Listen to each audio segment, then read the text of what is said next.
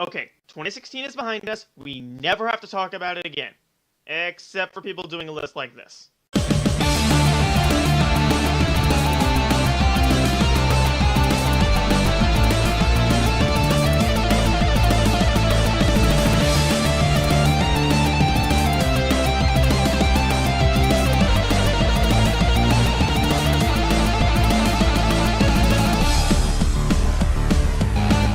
With 2016 now behind us, I think we can all agree that this year was all over the place for gaming. Nintendo revealed their new console that turned many heads, but at the same time, games that were really hyped ended up flopping. While I could lament on that, the good definitely outweighed the bad this year, and I got to play some sensational games. So, given the pattern from the last 2 years, I'm talking about my favorite games I played in 2016. Same rules as before, only games I played for the first time this year, only one per franchise, you all know the drill. With all that out of the way, let's look at the best 2016 had to offer me. Let's roll!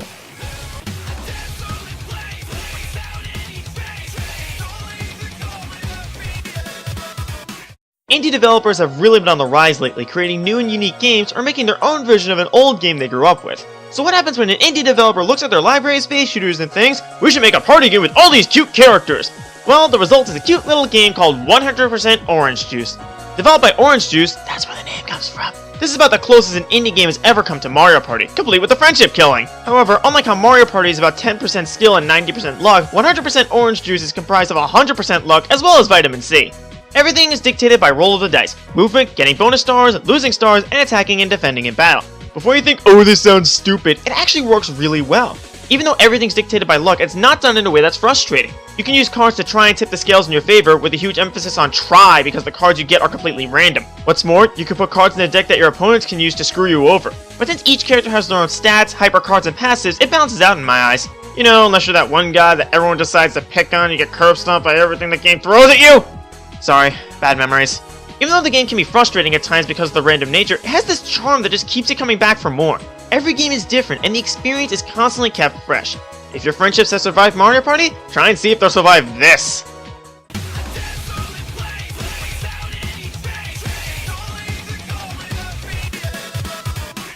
First you draw a circle, then you dot the eyes, add a great big smile, and put it in a robot! That's the recipe for Kirby Planet Robobot. The newest Kirby game released this past year certainly holds up to the incredibly high standards set by Return to Dreamland and Triple Deluxe. The level design is solid as always, and the copy abilities both old and new work fantastic. Speaking of new abilities, Robobot introduces some of the most memorable abilities we've seen thus far. There's Poison, which borders on broken at times, Doctor, one of the most varied abilities yet, and ESP, where Kirby gets his nest on with his psychic powers. But then there's the biggest new addition Robobot introduced, the robot you pilot. Paddling not Lagan through levels makes exploring even more fun and integrated into the game pretty well. And the best part? The robot gets its own copy abilities! But don't think having this robot makes the game easy. Honestly, this is one of the toughest entries in the series thus far. The main adventure has some tricky moments, but the real difficulty comes from the post-game stuff. Meta Nightmare Returns really tests your mirror with tougher bosses, and the arena is a big endurance test as always. Then there's the true arena. Think you're good at Kirby? Go through quite possibly the toughest challenge in Kirby and see just how good you are. Nevertheless, I did it. I actually got 100% in this game and everything. Just believe in the puffball that believes in you.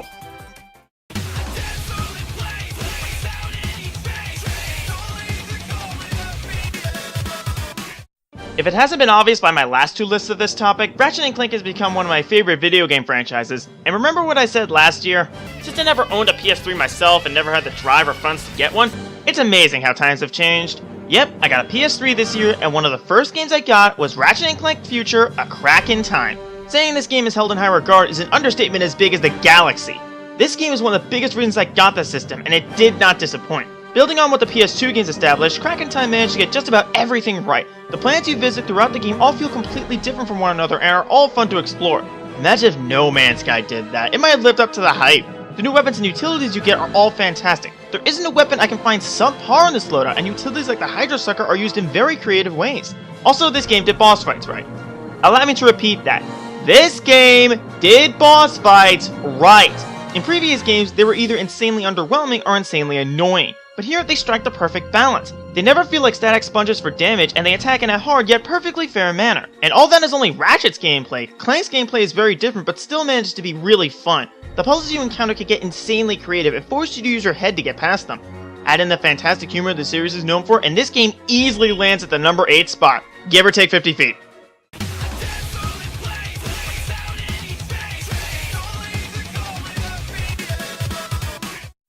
If there's one game developer who knows what they're doing, it's Platinum Games. They graced us with such classics as Mad World, The Wonderful 101, and the stellar Bayonetta duology.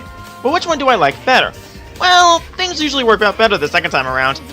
Bayonetta 2 was a massive improvement over the first game in several areas. The first game was fantastic and had insanely memorable moments, don't get me wrong, but it definitely had issues with balancing and occasional unfair difficulty. With the sequel, I don't feel that's the case. The game is a lot easier than the first game, and by that I mean a lot more fair. Enemies don't have infuriating varieties that can juggle and pulverize you with minimal effort, and instead put up a fight that's challenging, yet fair. Helping this is the wickedly smooth combat carried over from the first game. I mean, you're controlling an Umbran witch, how can it be anything other than wicked? With the great variety in weapons, each with their own abilities and combos, the combat never gets dull. Outside of the combat, it's really fun to explore the levels to their fullest, especially when you find treasure by going off the beaten path. And the bosses are just the icing on the cake, being climactic tests of your skill that end in the most satisfying way possible. Add in a great soundtrack, humorous writing, and visuals that really pop, I'd say this is one of Platinum's finest products. Especially those visuals, just how Bayonetta moves when clobbering enemies, and all those curves. Sorry.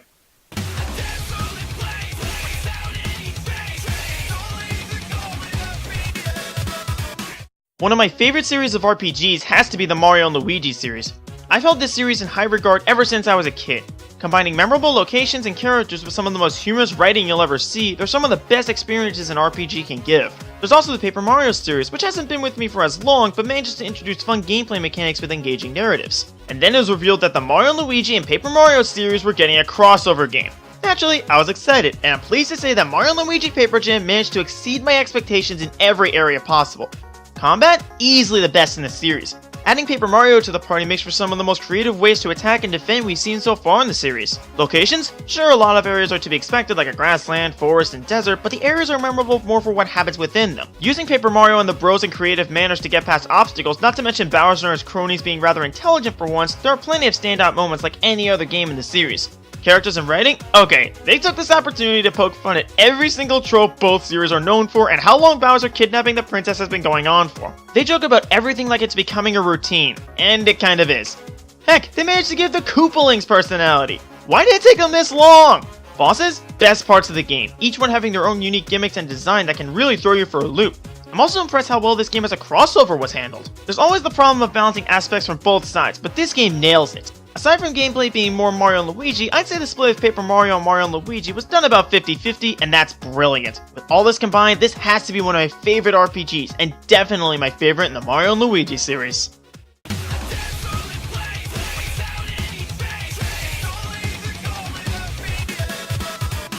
If there's something I love to see in an RPG more than anything, it's personality. If the last entry was any indication, I love when an RPG can have good humor and writing as much as I love an engaging story. And the crown jewel of personality in RPGs in my eyes has to go to Hyperdimension Neptunia. I had never heard of the series before my friend Jack the Lightning Ripper recommended it to me earlier this year. And that guy is awesome because this game is awesome. As I mentioned, this game is full of personality. Each of the protagonists has their own identity and their own way of sticking out. And I can't hold it back, this game is absolutely adorable. I mean, we've seen plenty of protagonists with amnesia before, but never one that says, "Oh wow, look at this world around me, who cares about amnesia?" Seriously, Neptune having amnesia is played more as a joke than anything, but it works really well, and that's just one character. The entire cast is interesting in their own right, and I can't dislike any of them. But if you're looking for more than just memorable characters, this game has you covered. The world, lore, and story of this game constantly kept me engaged. I wanted to learn more about this world and what would happen next. On top of that, the combat is some of the most unique I've ever seen in the genre. It manages to combine aspects of both real-time and turn-based combat without feeling intrusive in the slightest. And then there's this game's biggest selling point, its abundance of charm. Seriously, between the adorable character designs and personalities and the writing which not only pokes fun at video game tropes but other elements of fiction as well, this has to be one of the most charming games I've ever played. If I had to level any complaints, it's that the game can be kind of grind heavy, which may be a turnoff for some. But don't let that discourage you, this game makes up for that blemish in spades with everything else. Also, it was thanks to this game that I now have a waifu. Hands off Nep Nep, she's mine!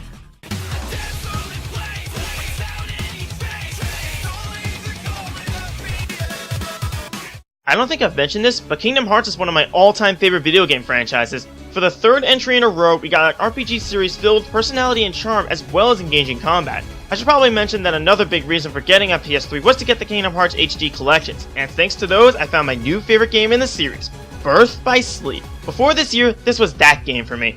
You know, that game you were always so curious about but never got around to playing. Well, I waited long enough, and it was definitely worth the wait. Birth by Sleep does things a little differently than usual. Set as a prequel to the series, it follows the journey of Terra, Ventus, and Aqua, and this game sets up a lot of events that led into the story of the whole series. I won't go into what exactly because, well, you know, this series story is a mess, there's no way around it. But looking at the story within the game itself, it's much simpler than other games in the series, and I think it works to its advantage. Helping this is how each hero goes through the worlds in a different way. Sure, they're mostly the same worlds, but each have different objectives and sometimes even explore the worlds in a different way. It also helps that each character feels truly unique, not just in terms of character, but in control as well. Ventus, my favorite of the group, being quick on his feet and fantastic at mixing standard attacks with magic.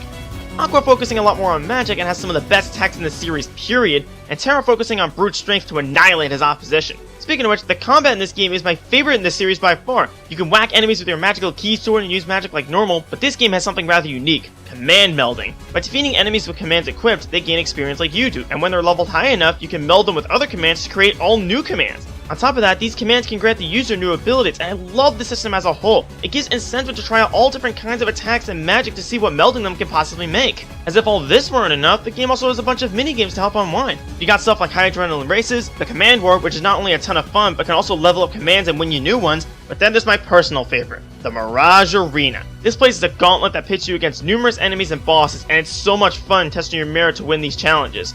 With all this and more, I think this is the best game in the series by far, and something you should definitely try out.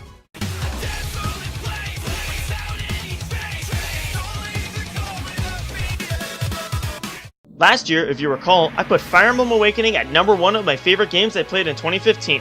And looking back on that, it was a mistake in hindsight. I still really enjoy Awakening, but I've come to realize a lot of its faults by playing the new Fire Emblem games released this year. Yes, I said games. Intelligent Systems decided to give us 3 new Fire Emblem games this year. Conquest and Birthright were good and fixed a few problems with Awakening, but they both had big issues, such as some unfair moments in Conquest and the difficulty spikes in Birthright. However, the third version is another story. The level of polish in Fire Emblem Fates Revelation is absolutely superb, making it my favorite version of the 3. For those of you who don't know what Fire Emblem is, it's a turn-based strategy game where you send in your units to fight enemy units. When units engage in battle, they face off in a duel of random values that can be augmented or hindered by wielding certain weapons. Wasn't planning on denying that claim. That's pretty much Fire Emblem in a nutshell, but what does Revelation do that makes it stand out? Actually, Fire Emblem Fates as a whole makes a lot of changes to the formula. For one, weapons no longer have durability, and while that was jarring at first, I eventually got used to it. And since weapons no longer have durability, they can have direct effects on the user's stats, making for a lot more strategy, as the most powerful weapon isn't necessarily always the best choice. On top of that, several new classes were added to the mix, such as the Ninja, Kinshi Knight, and Oni Savage classes. Each of these new classes brings something unique to the table and all have their own uses.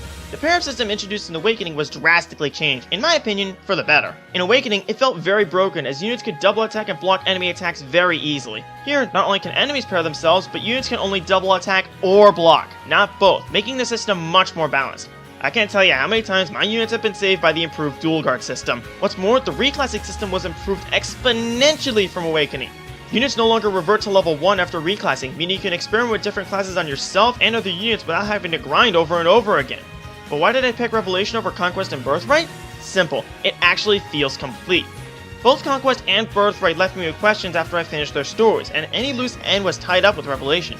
Sure, the story itself isn't fantastic, but I do really enjoy the characters. I'd say the quality of characters is about on par with Awakening, with some of my personal favorites being the unlucky fighter Arthur, the beautiful songstress Azura, and the ever-charismatic and lovable Soleil. On top of that, Revelation allows you to use all characters from both sides of the Alliance, giving tremendous replayability. You want an idea of how much? I've done 4 playthroughs of Revelation since getting it about 4 months ago, and each time I've had a completely different experience. I've paired units in different ways and experimented with units with surprising results. But the best part is that this game is one of the most balanced RPGs I've ever seen. I never ran to a point where I felt like I needed to grind to advance or that I could take down the opposition without breaking a sweat. Sure, this game has flaws, but I can look past them for everything this game did right. Also, that ending. I won't show it, but I'll just say it's absolutely beautiful.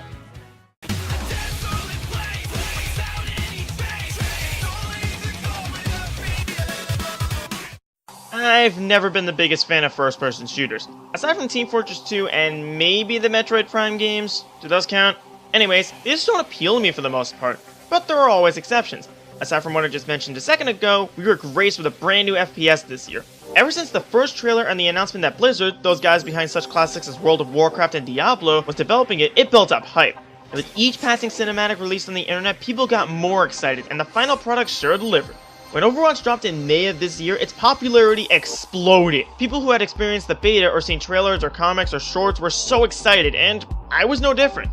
I didn't play much of the beta, but what I did play astounded me. This game took the idea of team-based FPS games that TF2 made popular and pretty much refined it to perfection. Each of the heroes in Overwatch wields a different weapon and has their own abilities to give themselves their own identity. Some of my personal favorites are the Arctic researcher Mei, the reality bender Symmetra, and the Russian tank Zarya.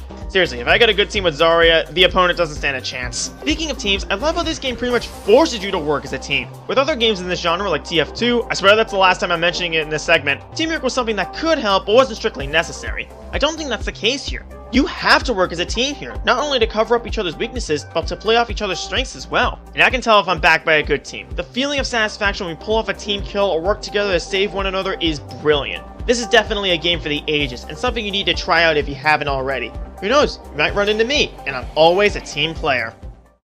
Before we get to number 1, how about some honorable mentions? Metal Gear Rising: Revengeance, another quality product of Platinum Games. Guacamelee, one of the best Metroidvanias I've played. Trauma Team, who knew playing Doctor could be so much fun? Battle Block Theater, thanks to Soul and Sub for playing this with me. And Crash Bandicoot 3 Warped, about time I got to experience this oldie but goodie.